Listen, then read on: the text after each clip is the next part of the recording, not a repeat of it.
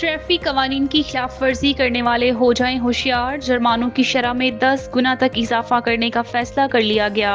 वजीर आला पंजाब की जेर सदारत इजलास में ट्रैफिक कवानीन की खिलाफ वर्जी पर जुर्माने बढ़ाने का फैसला किया गया।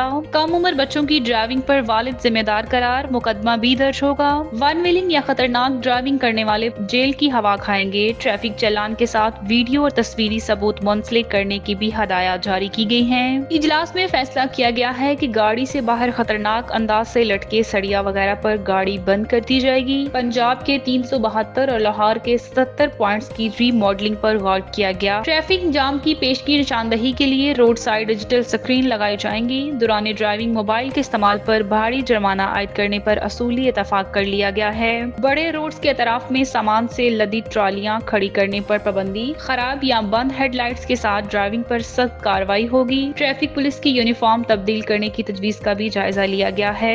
वजीर आला पंजाब मरियम नवाज शरीफ ने ट्रैफिक पुलिस को जदीद तरीन पेट्रोल व्हीकल और जदीद तरीन आलात देने की मंजूरी भी दे दी है। कहा, ट्रैफिक के निजाम में बेहतरी नजर नहीं आ रही, ठोस और पायदार इकदाम करने होंगे।